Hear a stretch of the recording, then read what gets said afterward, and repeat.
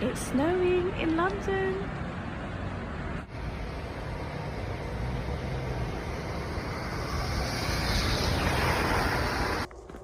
On Wednesday, March 8, snow and ice has begun to blanket the UK after local authorities issued a 5-day weather alert.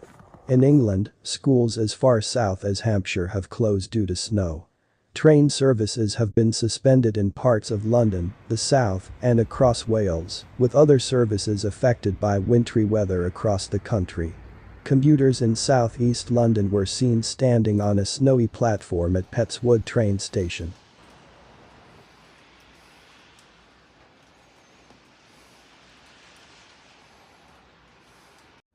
Police have issued a warning against travel in some parts of the south, as Hampshire, Wiltshire, Dorset and Surrey are hit by snowfalls. Snow covers the roofs and the steep cobbled street at Gold Hill in Dorset. Meanwhile, Bristol Airport has suspended all flights after snow fell across the west of England. Northern regions recorded snow overnight, and there have already been road closures and vehicles left stranded. Drivers have been urged to pack extra provisions in their vehicles in case they become stranded in treacherous conditions.